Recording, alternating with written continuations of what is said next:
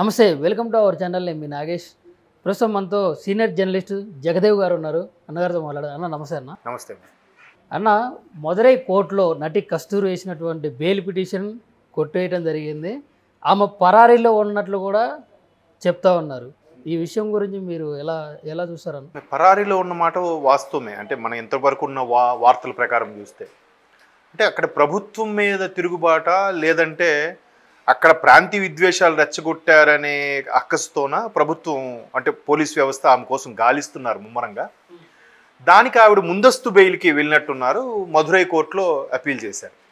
So ముందస్తు బెయిల్కి సంబంధించి నిరాకరించింది కోర్టు. అంటే అసలు ఇట్లాంటి ప్రాంతీయ విద్వేషాలు కానీ మత విద్వేషాలు కానీ రెచ్చగొట్టేలాగా ఉండే ప్రక్రియలో చాలామంది ముందస్తు బెయిల్కి వెళ్ళినప్పుడు ఖచ్చితంగా కుల వ్యవస్థకు సంబంధించిన, ఇప్పుడు చూడండి, ఎస్సీ ఎస్టీ కులాలకు సంబంధించి ఎవరైనా తప్పుగా ప్రవర్తించినా, లేదంటే వాళ్ళు ఇటువంటి కులాల వాళ్ళని చెప్పి ఎవరైనా అజమాయిషి ప్రదర్శించాలని చూసినా నాన్ బెయిలబుల్ వారెంట్లు ఇస్తుంటారు కొన్నిసార్లు.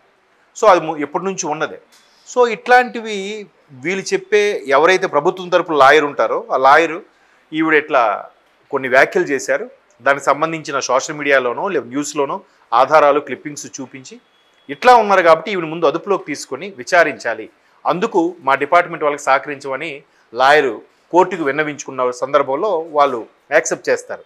బట్ ఆవిడ తరపు ఎవరైతే అపీల్ చేశారో ముందస్తు బెయిల్కి, దానికి అసలు ఆవిడ నిజంగా తప్పు చేయకపోతే ఎందుకు పరారీలో ఉన్నారు అనే ఉద్దేశంలో మేబీ కోర్టు యాక్సెప్ట్ చేయకపోయి ఉండొచ్చు బెయిల్కి సంబంధించి. సో ఇప్పుడు ఆవిడ ఏమంది ఏంటి అంటే, ఓవరాల్గా తెలుగువారి సంతతికి సంబంధించిన వాళ్ళు మద్రాసు వ్యాప్తంగా, తమిళనాడు వ్యాప్తంగా చాలామంది ఉన్నారు.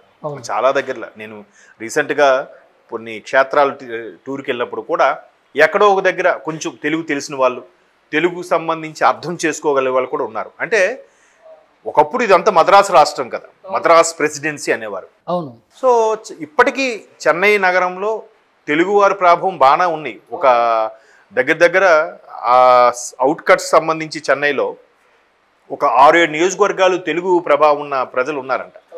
ఈవెన్ ఒకసారి కమల్ హాసన్ గారు కూడా పార్టీ పెట్టినప్పుడు ఆ పర్టికులర్ తెలుగు వాళ్ళు నివసించే ఏరియాకి వెళ్ళినప్పుడు అక్కడ తెలుగు వాళ్ళందరూ కూడా తెలుగులో మాట్లాడమని ఆయన్ని ప్రోత్సహిస్తే ఫస్ట్ ఆయన శ్రీశ్రీ గారి వాక్యం ఒకటి ఎత్తుకొని ఆ తర్వాత తెలుగులో ప్రసంగించారు. అది మనం యూట్యూబ్లో కూడా చూడొచ్చు ఆ వీడియో.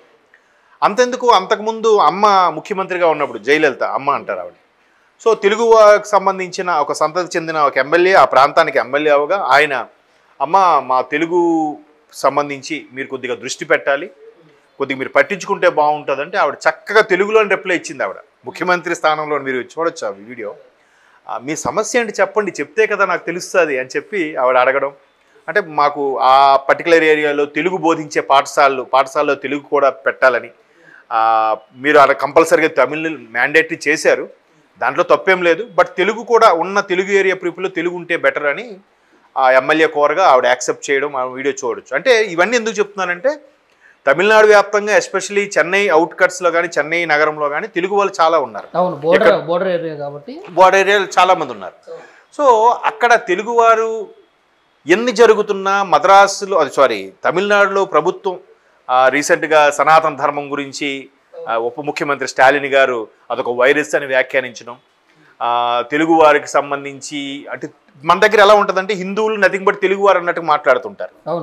సో అలాగా హిందువులుగా ఉన్నట్టు వీళ్ళకి ఏదో ఇబ్బంది కలిగించేలాగా ముఖ్యమంత్రి మాట్లాడుతున్నారని, దానికి ఇక్కడున్న తెలుగు వారికి ఎవరికి పౌరుషం లేదు, వీళ్ళకి అసలు సిగ్గు శరము లేదు అన్నట్టుగా ఈవిడ మాట్లాడినట్టుగా కొన్ని వార్తలు అయితే వచ్చాయి.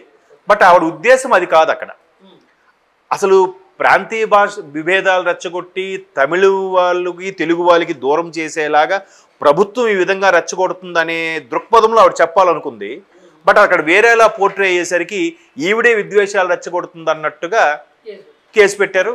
ఇప్పుడు ఆవిడని గాలిస్తుంది. తెలుగువారు కూడా అక్కడ స్థానికంగా ఉండే తెలుగువారు కూడా ఈ మీద గురుగా ఉన్నారు. సో గురుగా ఉండడంతో వాళ్ళు కూడా ప్రభుత్వానికే సపోర్ట్ ఇస్తున్నారు తప్ప కస్తూరి గారికి సపోర్ట్ ఇవ్వట్లేదు. బేసిక్గా ఆవిడ ఈ సామాజిక సేవకురాలు. జనరల్గా సోషల్ ఎలిమెంట్ సంబంధించి ఏదైనా కొద్దిగా రియాక్ట్ అవ్వడం, ఎక్కడైనా ఎవరైనా అమ్మాయిలకు అన్యాయం జరుగుతుందంటే వెళ్ళి మాట్లాడడం, మేబీ లా చేశానో ప్రాక్టీస్ చేశానో అన్నట్టుగా ఒకసారి ఆవిడ ఇంటర్వ్యూలో కూడా చెప్పారు.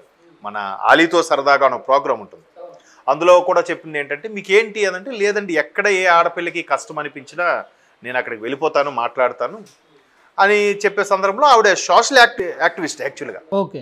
ఈ విధంగా స్పందించడం ఒక్కసారి ప్రభుత్వం ఇంకా లాభం లేదు అని చెప్పి అరెస్టుకు సిద్ధపడింది. మరి ప్రభుత్వం అదేదో అంటారు సామెత, రాజు తలుచుకుంటే కొరడా దెబ్బలు కొదవ అన్నట్టుగా ప్రభుత్వం తలుచుకుంటే ఇంకేముంది.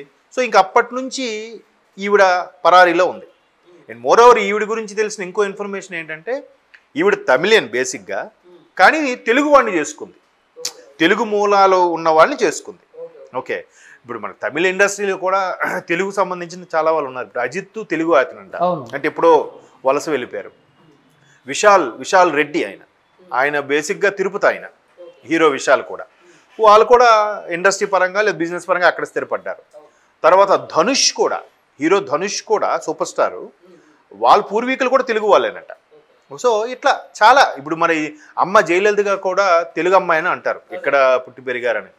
సో ఇట్లా తెలుగు తమిళ్ కలిసి ఉన్న విభేదాలు ఏమీ లేవు.